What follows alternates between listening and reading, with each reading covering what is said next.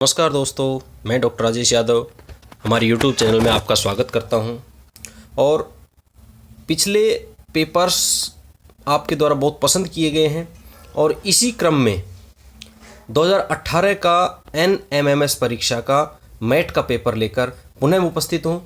जी हाँ प्यारे दोस्तों, यदि ये भी आपको पसंद आए तो वीडियो को लाइक करना ना भूलें और अधिकाधिक अपने साथियों से शेयर करें। और जो चीज़ आपको अच्छी लगे उसके लिए कमेंट ज़रूर करें। कुछ आपकी समस्या हो तो भी आप कमेंट करके पूछ सकते हैं। तो चलिए बिना समय गंवाएं इस पेपर को शुरू करते हैं। पहला जो पेपर है मैट का, उस पर शुरू करते हैं। सबसे पहले आपके सामने डायरेक्शंस होंगे, निर्देश होंगे। इन निर्देशों को आपको पढ़ना है। समय वही है 90 मिनट का और पूर्णांक भी 90 है। इस पेपर में मेंटल एबिलिटी के सवाल होंगे आपके 45 और हिंदी के 25 सवाल होंगे और इंग्लिश के भी 20 सवाल होंगे। इस प्रकार कुल मिलाकर 90 सवाल आपको मिलेंगे। ये निर्देश आपको पहले पढ़ लेने हैं। तो चलिए प्रश्न शुरू करते हैं। निर्देश है, प्रत्येक प्रश्न में एक संख्या श्रेणी दी गई है जिसमें एक पद गायब है जिसे प्रश्न सूचक चिन्ह से दर्शाया गया है। यह पद उस श्रेणी के नीचे दिए गए 4 विकल्पों में से एक है, वह संख्या है। तो इसमें 3 सवाल दिए गए हैं 1 से 3 तक। इनमें जो गायब पद है वो हमें देखना है।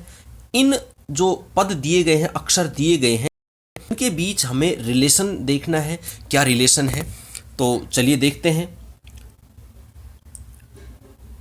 2 के बाद 6 के बाद 12 के 20, फिर खाली जगह, फिर 42। 2 और 6 का अंतर 4, 6 और 12 का अंतर 6, 12 और 20 का अंतर 8। तो शायद आप पकड़ गए होंगे कि किस तरह से ये श्रेणी बढ़ रही है। 4, 2, 6, 2, 8। इसका मतलब आगे 10 का अंतर, फिर 12 का अंतर, यूँ होना चाहिए। ठीक है, अगर 10 का अंतर है तो 20 और 10 30 आंसर होगा। और 30 में 12 जोड़ के देखते हैं। 30 और 12 42। बिल्कुल इसका उत्तर होगा 30। चलिए दूसरा देखते हैं। दूसरे प्रश्न में 41, 31, प्रश्नवाचक 17, 11, 5। ये थोड़ा सा कॉम्प्लिकेटेड क्वेश्चन है। जी हाँ प्यारे विद्यार्थियों, थोड़ा सा कॉम्प्लिकेटेड है, ज़्यादा नहीं है। थोड़ा सा दिमाग लगाना पड़ेगा। इसमें मैं आपको बता देता हूँ क्या है कि सारी अभाज्य संख्याएं हैं, लेकिन अभाज्य संख्याएं भी लगातार नहीं है। 5 है, 5 के बाद अगली एक अभाज्य संख्या यानी 7 को छोड़ा गया है। उसके बाद 11 है, 11 के बाद फिर अभाज्य संख्या आती 13, उस 13 को छोड़ दिया गया है। 13 के बाद अगली अभाज्य संख्या 17 है, 17 ले लिया। 17 के बाद अगली अभाज्य संख्या आती है 19 और 19 को भी छोड़ दिया। और 19 के बाद अगली जो अभाज्य संख्या आती है वो हमारा उत्तर होगा 23। और 23 के बाद अगली अभाज्य संख्या 29 होती है, उस 29 को भी छोड़ दिया है। फिर अगली 31 ली है, 31 के बाद आती है 37, उसको भी छोड़ दिया। यानी एक अभाज्य संख्या ली, एक छोड़ दी, एक ली, एक छोड़ दी। इस तरह से ये क्रम इसमें बनाया गया है। तो उत्तर होगा हमारा तीसरा विकल्प सही होगा, यानी उत्तर होगा 23। तीसरा प्रश्न इसी तरह से, इसमें आप देखेंगे 3, 7, 15, 31 और 63 किस तरह से बढ़ेगा। 3 को 2 से गुणा करें, गुणा 2 प्लस 1, 7 को 2 से गुणा, 7 दूनी 14 प्लस 1, 2 से गुणा और प्लस 1 15 को 2 से गुणा, 15 दूनी 30 और 1 31, 31 को 2 से गुणा, 31 को जब 2 से गुणा करेंगे तो अगली संख्या आ जाएगी 31 दूनी 62 और 1 63। और 63 को जब 2 से गुणा करेंगे तो हमारी संख्या होगी 126 और उसमें 1 जोड़ेंगे तो 127 हमारा उत्तर होगा। तो ये 3 प्रश्न हो गए। प्यारे विद्यार्थी, ये हमें ध्यान रखना है कि इन प्रश्नों को देख के हमें पता चलता है किस प्रकृति के प्रश्न पूछे जाते हैं, किस तरह के प्रश्न पूछे जाते हैं। और इन प्रश्नों को हल करके एक हमारे माइंड में कॉन्सेप्ट डेवलप होता है कि इस तरह के प्रश्नों का हमें सामना पेपर में करना है और पेपर में हम ईजी महसूस करते हैं। चलिए अगला देखते हैं प्रश्न। अगला प्रश्न है उसके लिए निर्देश है, इन प्रश्नों में प्रत्येक में कुछ संख्याएं एक श्रेणी क्रम में दी गई हैं जिनमें एक पद अशुद्ध है। अब उसी तरह से इसमें कोई एक पद अशुद्ध है और वो कौन सा अशुद्ध है वो इनमें से हमें छांटना है। चलिए पहला जो प्रश्न है उसमें दिया हुआ है 1, 6, 11, 22, 33, 46 और 61। चलिए इनमें अंतर देखने की कोशिश करते हैं। 1 और 6 के बीच में 5 का अंतर है, 6 और 11 के बीच में 5 का अंतर है, 11 और 22 के बीच में 11 का अंतर है, 22 और 33 11, फिर 33 और 46 13 और 46 और 61 में 15 का अंतर है। यूँ अंतर 5, 5, 11, 11 और 13 और 15 का है। अब आप देखें कोई सीरियल नहीं बन रहा, ये तो 5, 5, 11, 11, 13, 13 होना चाहिए, नहीं ये भी नहीं है। तो मुझे लग रहा है यहाँ 11 में कुछ गड़बड़ हो सकती है। एक बार 11 को चेंज करके देखते हैं। हम 11 की जगह अगर कुछ और करें क्या हो सकता है वो देखें। चलो 5, 5 के बाद 7 का अंतर हो, 7 का अंतर होगा तो 5 का 6 और 7 13, 13 यदि हैं तो 22 9 का अंतर, यानी 5, 7, 9, 11, 13, 15 लग रहा है सही। बिल्कुल यहाँ 11 है वो गलत है। समझ में आ गया शायद। अंतर इसमें जो एक सीरीज बन रही है वो इस तरह बन रही है कि जो अगली संख्या के बीच, पहली और अगली संख्या के बीच में अंतर है, वो अंतर इस तरह बन रहा है 5, 7, 9, 11, 13, 15। ठीक है, समझ गए ना। बढ़ती हुई विषम संख्याएं, बढ़ती हुई विषम संख्याएं ये अंतर में बढ़ रहा है, तो हमारा उत्तर हो गया 11। पांचवा प्रश्न है, इसमें भी एक विशेष क्रम है। देखें 1, 3, 7, 15, 27, 63 और 127।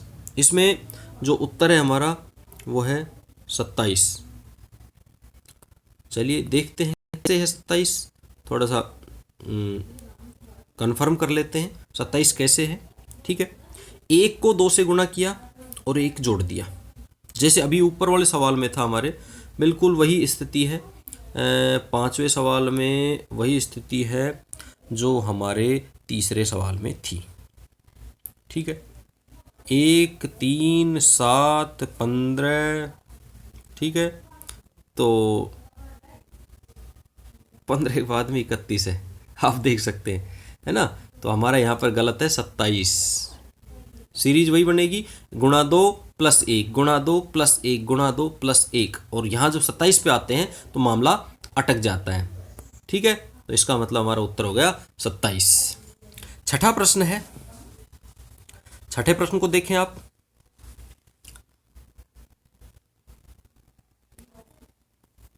छठे प्रश्न में 89, ठीक है, इससे एक छोड़ जंप स्किप करके यूँ देखो, 89 में से 3 गए 86। ठीक है, 86 में से 1 गया 85 और 85 में से 2 गए 83। ठीक है, ये तो आपने देख लिया। चलो एक बार फिर से दूसरा जो है उसको देखते हैं। 78 में से 2, 78 में 2 जोड़े 80, 80 में 2 जोड़े 82, यानी 2 2 2। यहाँ अंतर जो था हमारा उसमें कहीं गड़बड़ है। चलो उसमें एक बार फिर देखते हैं। 89 माइनस, देखो 89 माइनस 3, 85 माइनस 1 और फिर 83 माइनस 2। दिख रहा है आपको कोई सीरीज बन रही है? नहीं बन रही, यानी कहीं गड़बड़ है इसमें, इन चार संख्याओं में कहीं गड़बड़ है। देखिए अब -3 है तो -2 यदि होता है यहाँ पे और फिर यहाँ -1 हो जाता, यहाँ अगर 85 की जगह 86 होता, हाँ 84 होता तो क्या होता, देखिए 89 में से 86 -3, 86 में से 84 -2 और 84 में से 83 -1, -3 -2 और -1, ये सीरीज बनती है। इसका मतलब गलत हो गया हमारा 85, 4 नंबर आंसर होगा हमारा 4 नंबर, यानी जो इसमें गलत है वो 85 है। हमें ये पकड़ना है, इसकी सीरीज पकड़नी है और सीरीज में ये देखना है कहाँ गड़बड़ हो रही है। सीरीज पकड़ में आने के बाद में फिर गड़बड़ कहाँ है वो हमें पकड़ना है। चलिए इसी तरह आगे बढ़ते हैं। 7 से 10 के लिए है निर्देश। प्रत्येक प्रश्न में 4 समूह हैं। एक समूह शेष 3 समूह से किसी दृष्टि से भिन्न है। अब वो कोई दृष्टि क्या है वो अपने को देखना है। ठीक है, बिल्कुल आसानी से हम इन सवालों को कर सकते हैं। रिलेशन देखना है इनमें भाई, 3 तो एक दृष्टि से एक जैसे हैं और चौथा है वो अलग है। अब कैसे अलग है उसको देखते हैं। देखिए यू वी इधर बढ़ रहा है, एक्स वाई, ठीक है, आगे बढ़ रहा है। J K L N L M N O आगे बढ़ रहा है, ठीक है।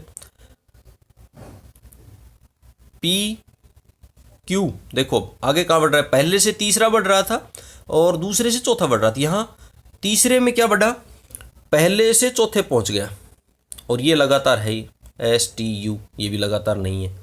और इसमें चौथे से ए बी तीसरा है और डी ई, बिल्कुल तीनों में एक पैटर्न है और तीसरे में अलग है, इसलिए हमारा उत्तर होगा 3 नंबर। पैटर्न के 2-3 सवाल और हैं, देखते हैं इसी तरह के।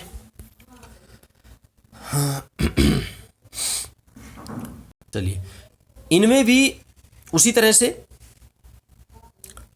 यू वी तीसरे के बाद पहला, ठीक है, और डब्ल्यू एक्स दूसरे के बाद चौथा, आर एस तीसरे के बाद पहला और एस टी यू,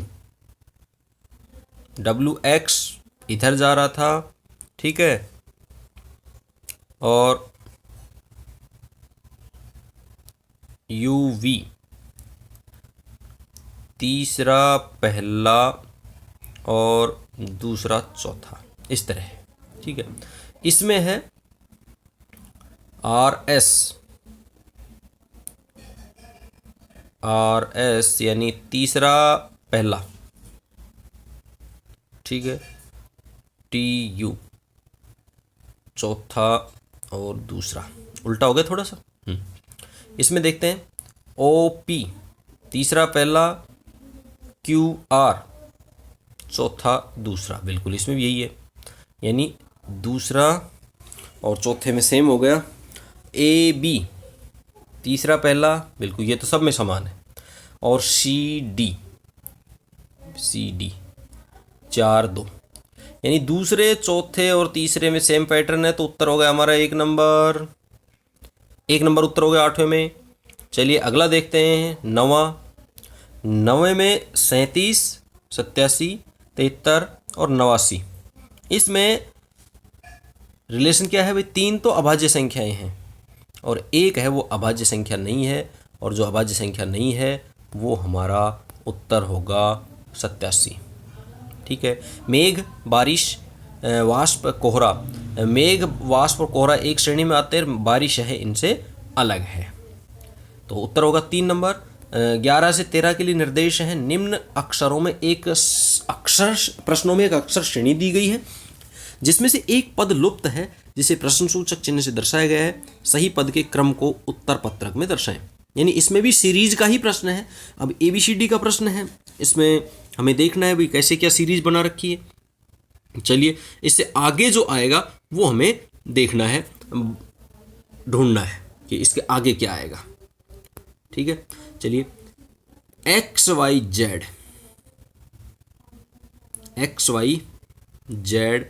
और XYZ के बाद में WVU उल्टा, XYZ सीधे, फिर UVW, XYZ UVW, और स्वाभाविक है इसके बाद में इसी के आगे की सीरीज आएगी RST। तो हमारा उत्तर होगा ये। इनको देखने की ज़रूरत नहीं है, इनमें देखे थे इधर से शुरुआत से शुरू कर दिया, ABC उल्टे क्रम में, इधर सीधे क्रम में था, इधर उल्टे क्रम, ABCDEF। और अगर आगे का प्रश्न पूछा जाए तो DEF के बाद में GHI, समझ गए। हमारे यहाँ आंसर है GHIHG नहीं है, बल्कि क्या है, RST, 1 नंबर उत्तर है। चलिए आगे बढ़ते हैं। अगला जो 12वां प्रश्न है, ABZ BCY। अब आप देखें, AB फिर B रिपीट करके C, फिर इसका C रिपीट करके D, फिर D रिपीट करके E, तो यहाँ E रिपीट होगा, ठीक है, और E के बाद आता है F, तो दो हो गए EF, ठीक है। अब इसमें EF वाले 2 ऑप्शन हमारे V और X, अब कौन सा आएगा, Z Y X W, वापस चल रहा है, Z Y X W के बाद V आता है, और हमारा उत्तर हो जाएगा 2 नंबर, बिल्कुल ठीक है। चलिए अगला और ऑप्शन है, ये भी देख लेते हैं, वर्णमाला का ही है। तो प्यारे बच्चों, इसमें एक काम आप कर सकते हैं, ABCD को पूरी को लिख ले, 26 लेटर्स आप लिख ले, उसमें आपको पकड़ने में भी आसानी रहेगी। ए पहला अक्षर है, उसके बाद जी अक्षर आने तक हमें +6 करना पड़ा, यानी ए के बाद B C D E F G, छठा अक्षर, ठीक है। फिर जी के बाद L देखते हैं, तो 1 2 3 4 5, यहाँ +5। फिर L के बाद P तक गए तो 1 2 3 4 +4। फिर P के बाद S तक जाने के बाद +3, और अब जब S से आगे जाएंगे तो स्वाभाविक है +2, और +2 का मतलब S के बाद T और U, तो हमारा उत्तर होगा U, ठीक है। 4 नंबर उत्तर इसका हो जाएगा। इसके बाद अगला प्रश्न है, 14 से 16 के लिए निर्देश हैं। प्रत्येक प्रश्न में वृत्त दिए गए हैं, उनके अंदर बाहर विशेष नियम द्वारा कुछ संख्याएं दी गई हैं। प्रत्येक प्रश्न में एक वृत्त के अंदर प्रश्नवाचक चिन्ह दिया गया है, और उस रिक्त स्थान को भरने के लिए सही विकल्प हमें चुनना है। पहला जो है, इसमें जो बाहर वाली संख्या है आमने सामने गुणा करेंगे तो बीच की आएगी। 4 दूनी 8, ये देखते हैं, 4 दूनी 8 और 4 दूनी 8। इसी तरह 3 3 9, 3 3 9, तो 5 दूनी 10, तो हमारा उत्तर होगा 10, ठीक है। समझ में आ गया? आमने सामने जो गोले के बाहर संख्याएं हैं उनको आपस में मल्टीप्लाई करना है। चलिए 14 के बाद 15 नंबर का प्रश्न है हमारा। 15 नंबर का जो प्रश्न है वो कह रहा है 14, इसमें बाहर की जो संख्या है उन सबको जोड़ना है।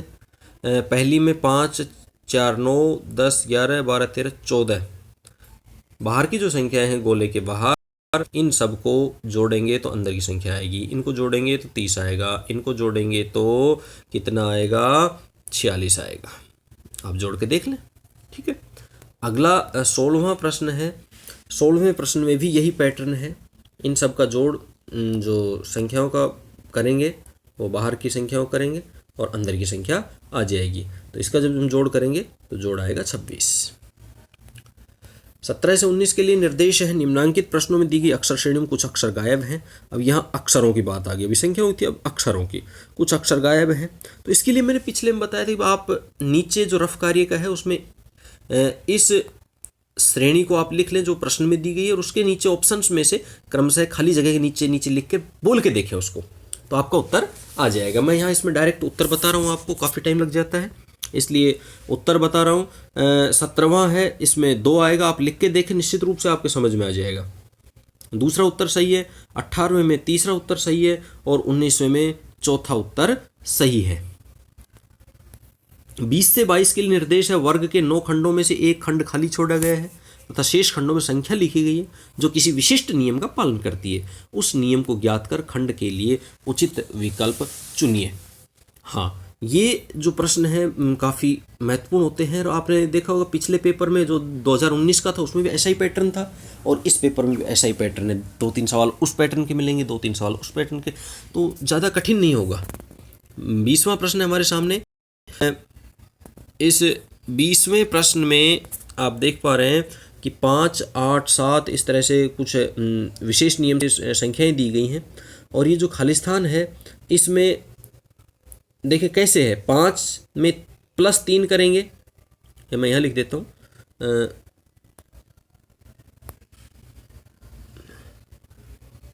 +3 करेंगे 8 और फिर -1, ठीक है। उसके बाद 11 और 17 के बीच में +6 और -2। अब आप देख सकते हैं, ठीक है, +6 और -2। इसके बाद 21 और 33 में क्या अंतर है, +12 हो गया और -3, +12 हो गया 33 और -3,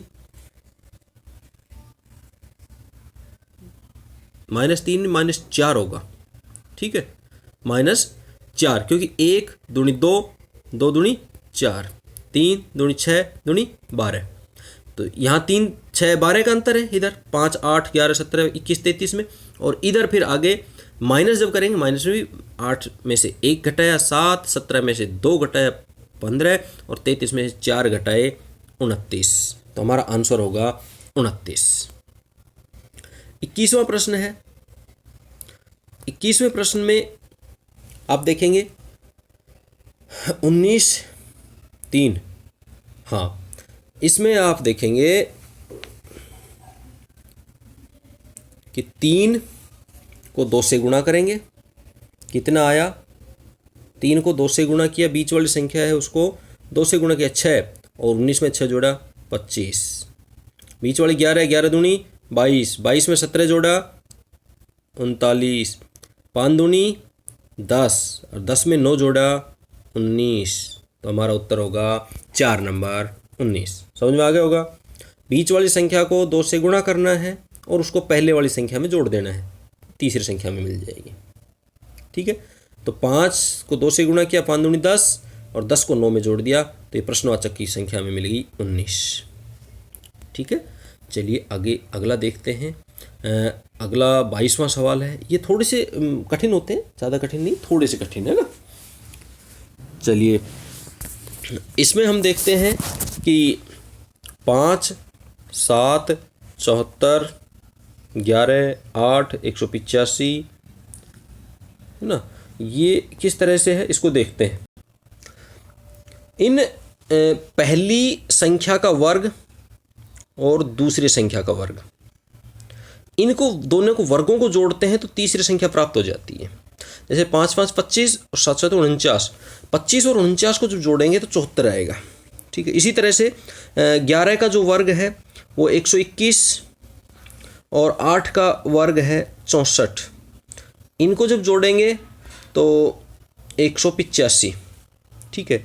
अब 13 का वर्ग किया, 13 का वर्ग किया, 13 का वर्ग होता है 169 और 169 को घटाया 205 में से, 205 में से जब इसको घटाते हैं तो आता है 36 और 36 का वर्गमूल निकाला तो आता है 6। समझ में आ गया ना, 6। तो इसका उत्तर होगा 2 नंबर 6।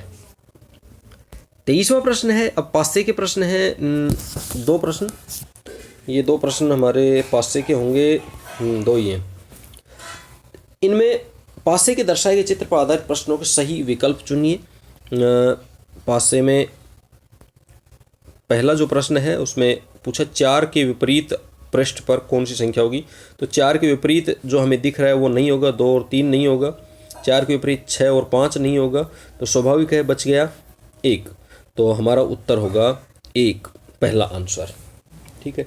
इसी तरह दूसरा प्रश्न है 3 के विपरीत पृष्ठ पर कौन सी संख्या होगी, ठीक है। पहले हम ये देखेंगे नहीं होगी, 3 के साथ यहाँ दिया हुआ 2 और 1 नहीं होंगे, 3 के साथ दिया 6 और 1, ये 6 भी नहीं होगा, 3 के साथ दिया 5 और 6, तो ये 4 निकल गई, तो 3 के विपरीत कौन सी संख्या होगी, 4 होगी, ठीक है, 4।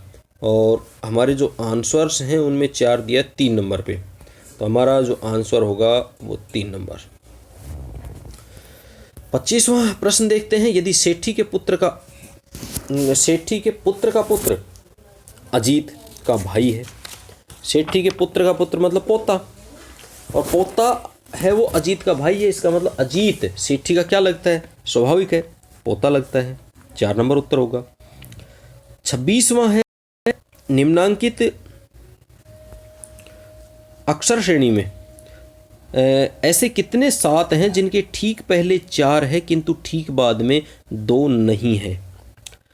ठीक बाद में 2 नहीं है, ऐसे 7 हमें देखने हैं जिनके ठीक पहले 4 है। 4 और 7, यहाँ 2 है, ये तो नहीं होगा।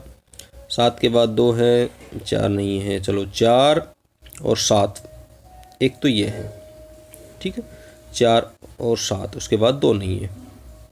उसके बाद 4 और 7 ये भी है, 4 और 7 ये भी है, 4 और 7 ये भी, 1 2 3 4, तो हमारा उत्तर हो जाएगा 4। ठीक है, चलिए 27वां प्रश्न देखते हैं। 27वां प्रश्न ये थोड़ा गणितीय मेथड से आएगा, है ना। इसमें दक्षिण पूर्व की ओर मुंह करके सोहन खड़ा हुआ है। चूँकि हम ये मान लेते हैं अपना, ये दिशा उत्तर है नॉर्थ, ये साउथ, और ये ईस्ट यानी पूर्व, और ये वेस्ट, इस तरह मान लेते हैं। यहाँ खड़ा हुआ है, यहाँ से वो चला साउथ ईस्ट यानी दक्षिण पूर्व की तरफ, ठीक है, 15 मीटर चला। फिर वो उत्तर की तरफ मुँह करके, वो चला 12 मीटर, ठीक है। और फिर ये पूछा है कि ये जो दूरी है,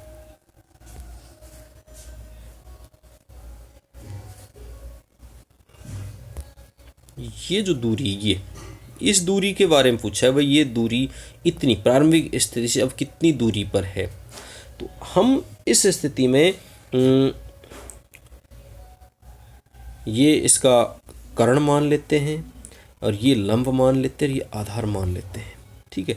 ये जब स्थिति है तो आधार स्क्वायर बराबर कर्ण स्क्वायर माइनस लंब स्क्वायर, ये जब हम करते हैं तो 12 12 144, और 15 15 225, इसमें से जब घटाते हैं तो हमारा उत्तर आता है 81, और 81 का जब वर्ग निकालते हैं तो उत्तर आएगा 9। यानी अब जो सोहन खड़ा हुआ है वो प्रारंभिक स्थिति जहाँ से वो चला था वहाँ से कितनी मीटर की दूरी पर है, 9 मीटर की दूरी पर है। ये गणितीय सवाल था लेकिन मेंटल एबिलिटी में। चलिए आगे देखते हैं। आगे अनुपात समानुपात के तरह से एक रिलेशन है इन संख्याओं के बीच में, वही रिलेशन जो लुप्त संख्या वो हमें ढूंढना है उसके बीच में ना। तो दिए गए विकल्पों में से लुप्त पद को ज्ञात कीजिए। इनमें ये 8 है, 27 और ये 64। अब बची हुई संख्या हमें देखनी है। ये 8 है वो 2 की घन संख्या है, 27 है वो 3 की घन संख्या है, और 64 है वो 4 की घन संख्या है।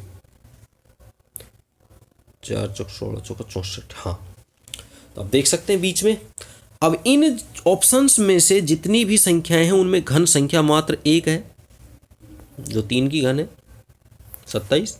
बस उत्तर हमारा वही होगा, और कोई सी घन संख्या इसमें नहीं है, इसलिए हमारा उत्तर होगा 3 नंबर। 29वां प्रश्न है।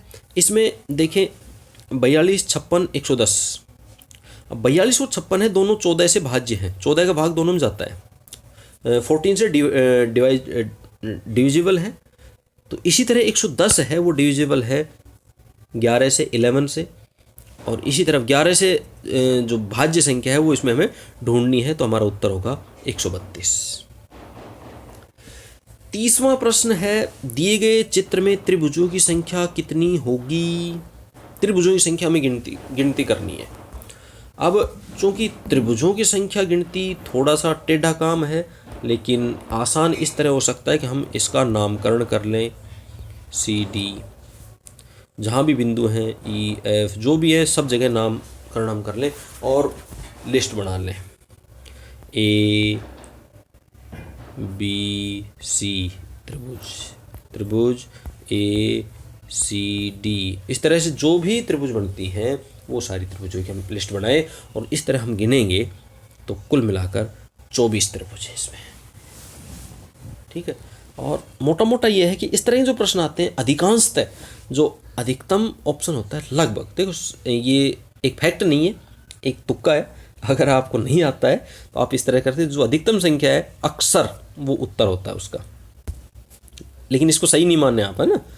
हो सके तो आप गणना करें, और अगर गणना करने में आप फेल हो रहे हैं, नहीं आ रहा है, तो ये आप एक रिस्क जब लेने की सोचे तो इस तरह लें।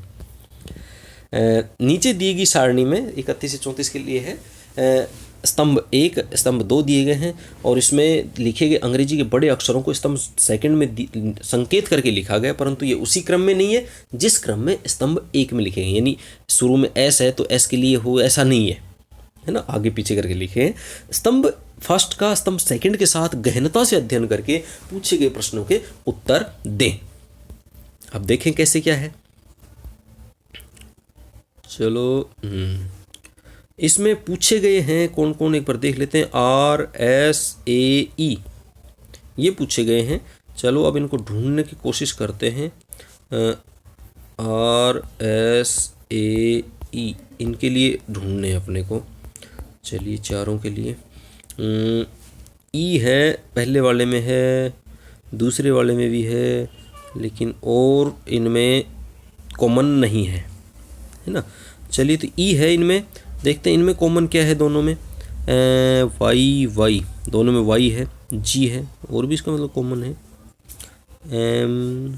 इसमें नहीं है। ई टी ए, अच्छा ए है, इसलिए 2 कॉमन होंगे। ठीक है, चलिए इस तरह आप देखेंगे तो आर के लिए हमें मिलेगा ए, एस के लिए एच, ए के लिए जी, और ई के लिए वाई। इस तरह से हम देख लेंगे, जिसमें एक मात्रा में पकड़ में आ जाएगा। ई के लिए आया है वाई, तो हमारा उत्तर होगा 2। ए के लिए यहाँ प्रयोग किया जी, तो हमारा उत्तर होगा 4 नंबर। इसी तरह एस के लिए प्रयोग किया है एच का, तो उत्तर होगा 1, और आर के लिए प्रयोग किया है ए का, तो उत्तर होगा 3। 35 से 36 निम्नलिखित प्रश्नों में पद, यानी जिसमें पद में अक्षर, शब्द, चित्र के प्रतिबिंब दर्पण में दृष्टांकन करना है। दर्पण की स्थिति दी गई है, दर्पण कहाँ है, तो दिए गए विकल्पों में से सही प्रतिबिंब चुनिए। सही प्रतिबिंब चुनना है। ये मिरर के प्रश्न होते हैं, दर्पण के प्रश्न होते हैं 2। 35वां जो प्रश्न है इसका आप देखें दर्पण में कैसा दिखाई देगा, तो इसका ऑप्शन 4 नंबर सही होगा।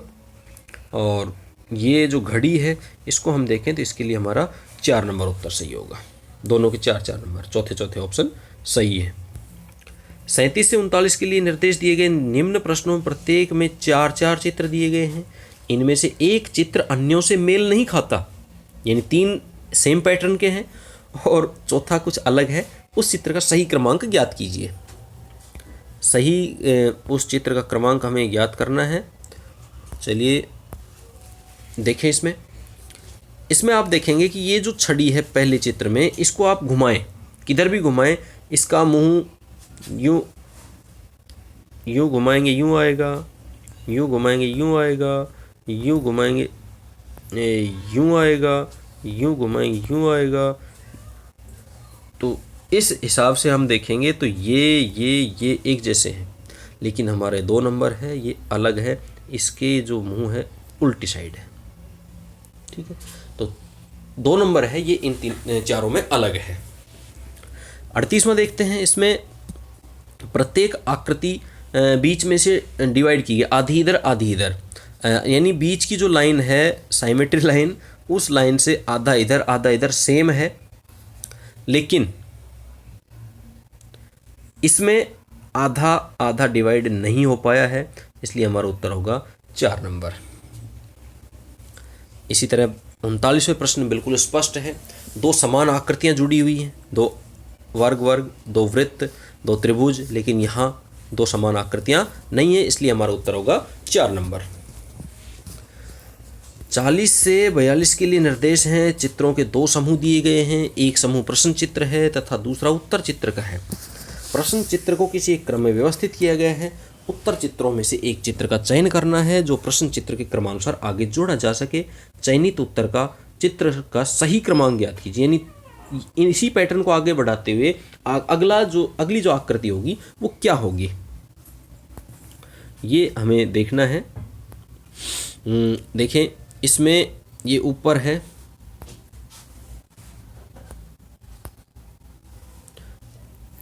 यूं, और इसी को उल्टा किया आगे, फिर यूं उल्टा किया, फिर यूं उल्टा किया। इसका मतलब आगे जो आकृति आएगी उसमें यूं आएगा, त्रिभुज, सीधा सीधा, उल्टा उल्टा।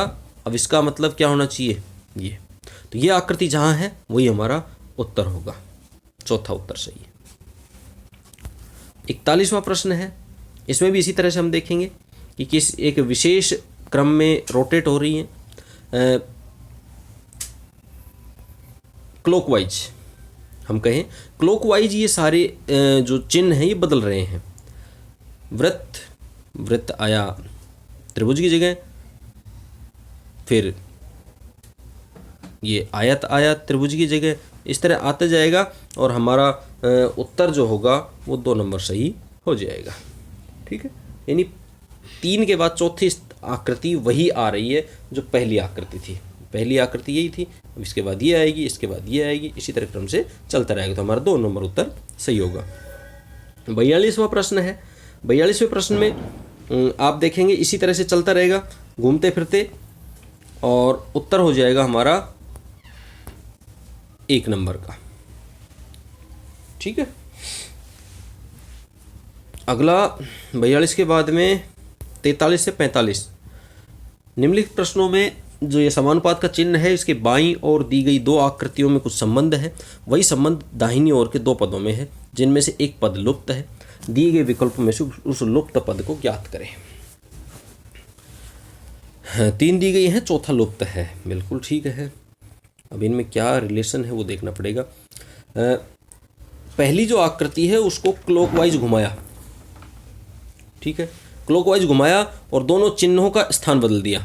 गुणा और जो गोला है इसका स्थान बदल दिया, गुणा की जगह गोला, गोला की जगह गुणा, बस ये किया। इसी तरह अब इसको हम क्लॉकवाइज घुमाएंगे, क्लॉकवाइज घुमाएंगे तो खड़ी हो जाएगी आकृति, यूं करके यूं हो जाएगी। ठीक है, हो गई। अब चूंकि यहाँ पर ये है तो यहाँ ये क्रॉस आ जाएगा और यहाँ ही गोला हो जाएगा, ऐसी आकृति बनेगी। अब आप देख सकते हैं आराम से कौन सी है, 3 नंबर की जो आकृति है वो हमारा उत्तर होगी।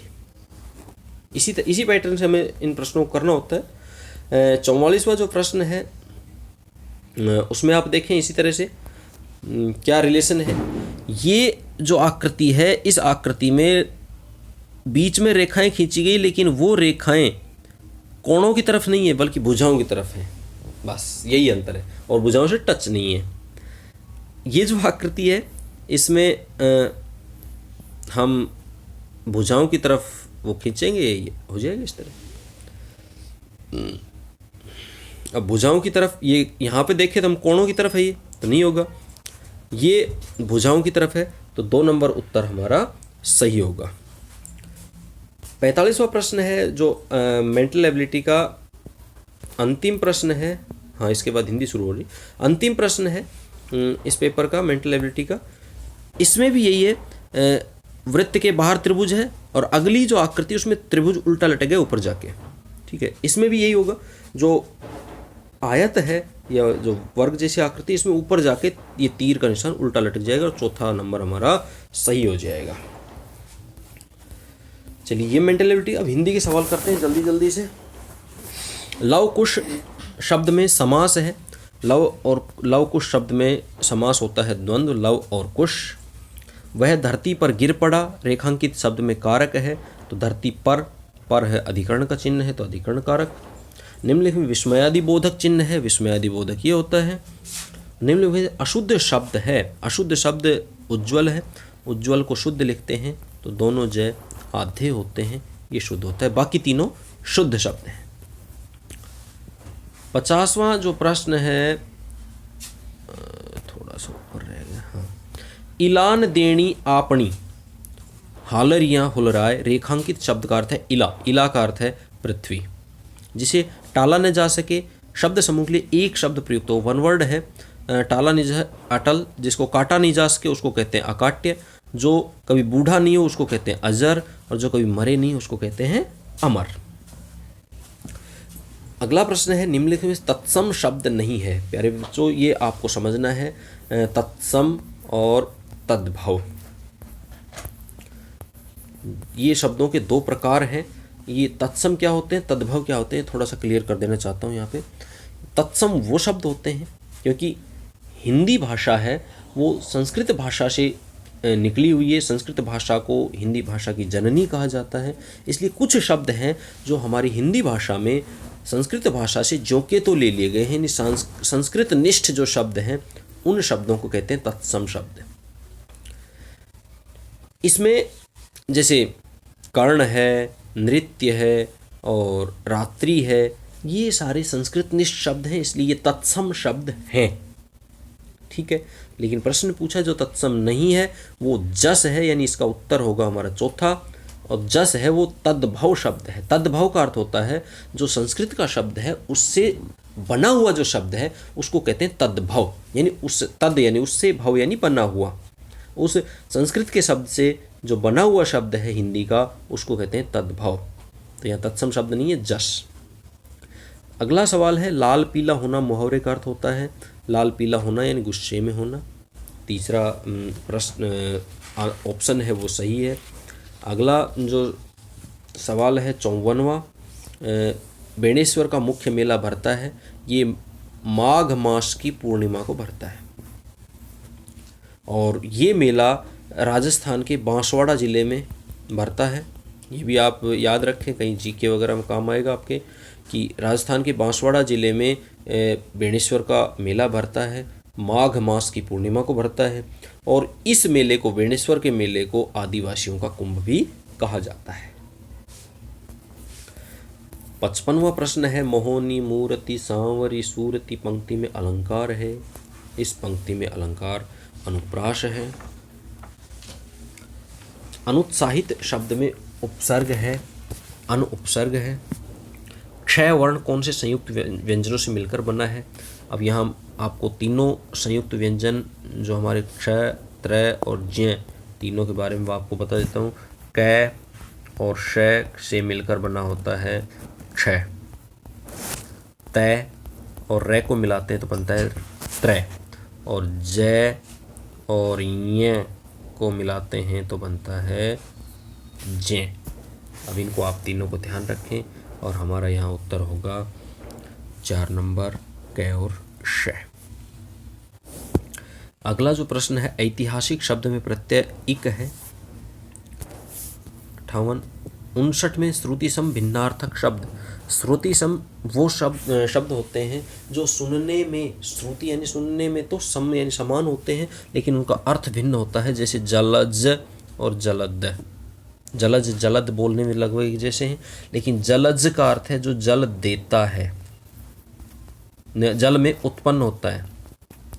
जय यानी जन्म लेता है, और जलदय यानी जो देता है। तो कमल है वो जल में उत्पन्न होता है, बादल है वो जल देता है, इसलिए उत्तर होगा 1 नंबर। निम्नलिखित में तद्भव शब्द है, भी तद्भव आ गया, वही जो संस्कृत के शब्द से उत्पन्न हुआ है। आप देखें स्वर्ण, अष्ट, मूर्ति, ये सभी तद्भव तत्सम शब्द हैं, और लखन है यहाँ तद्भव शब्द है। ये गद्यांश है, आप पढ़ लेंगे, और गद्यांश को पढ़कर उत्तर देने हैं।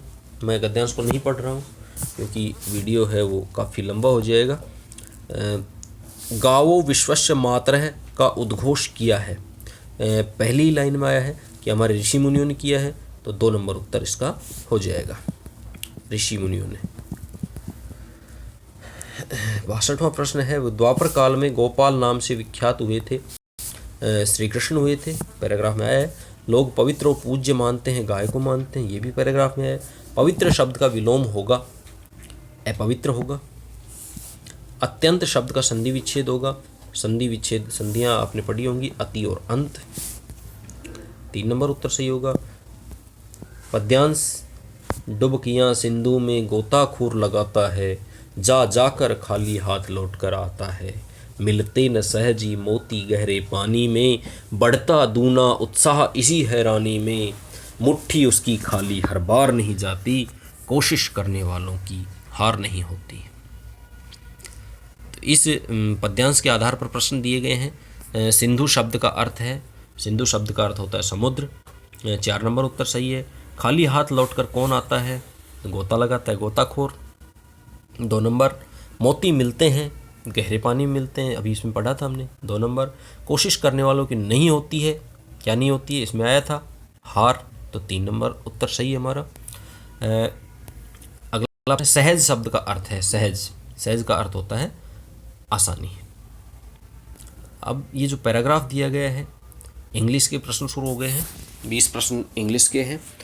पैराग्राफ के आधार पर ये प्रश्न पूछे जाएंगे। पैराग्राफ आप पढ़ लेंगे, मैं पैराग्राफ को नहीं पढ़ रहा हूँ। पहला 71 नंबर प्रश्न है, Hadoti is situated in the state.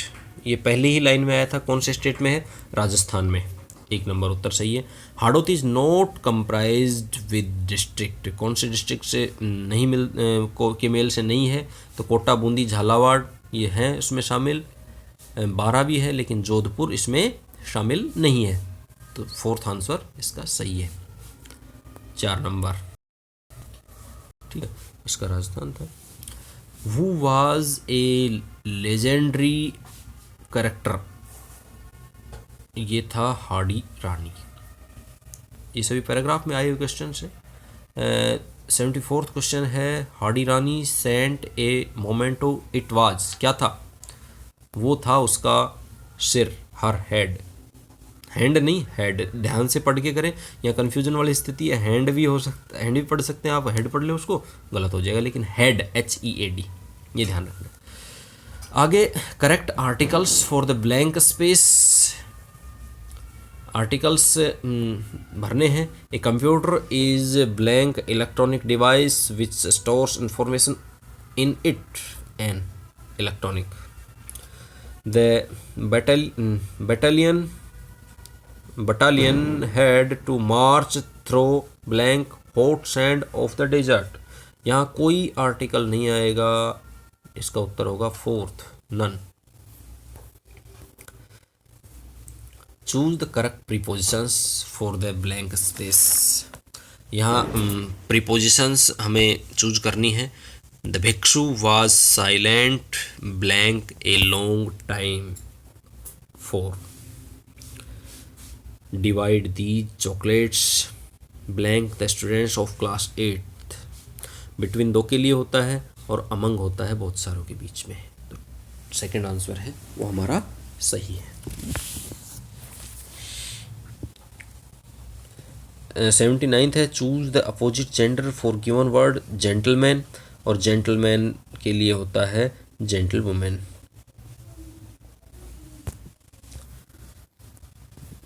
Choose the correct opposite word for the given words, जो वर्ड्स दिए गए हैं इनका अपोजिट वर्ड हमें चूज करना है। प्लीजेंट, प्लीजेंट का जो अपोजिट है वो होता है अनप्लीजेंट। स्पेंड, प्लीजेंट का अर्थ होता है खुश, सुहावना, और स्पेंड का अर्थ होता है खर्च करना, और अर्न होता है कमाना, तो स्पेंड का अपोजिट होगा earn. Choose the word which is miss spelled, जिसकी स्पेलिंग गलत है वो वर्ड हमें छांटना है। कमांडेड, इनकरेज सही है, हर्ट, ये हर्ट की गलत है, HEART ये स्पेलिंग होती है हर्ट की, ठीक है। एम्पायर की सही है। Choose the word which is spelled correctly, ठीक है। मिजरेबल बिल्कुल करेक्टली सही है, मिजरेबल की स्पेलिंग यही होगी, और मिजरेबल का अर्थ होता है दुखी। 84th choose the word which have similar meaning. Purpose, purpose का अर्थ होता है उद्देश्य, लक्ष्य, ठीक है। सॉल्यूशन जिसका अर्थ होता है हल, सपोर्ट जिसका अर्थ होता है सहारा, और ह्यूज का अर्थ होता है बहुत बड़ा, और एम है इसका अर्थ होता है उद्देश्य या लक्ष्य। अगला प्रश्न देखते हैं 85 नंबर का, चांस, ठीक है। चांस का अर्थ होता है मौका, और यहाँ मौका के लिए है अपॉर्चुनिटी। तो 3 नंबर उत्तर हमारा सही होगा। Choose the correct answer for a group of words without any error, जिसमें कोई एरर नहीं हो। रॉन्ग तो गलत होता ही है, जिसमें एरर होता है, मिस्टेक भी एरर होता है, गलती होती है। और सिमिलर यानी समान। एक्यूरेट कहते हैं जिसमें कोई गलती नहीं होती, बिल्कुल सही, accurate. To take someone's child legally, किसी के बच्चे को लीगली लेना क्या कहलाता है? अडॉप्ट कहलाता है।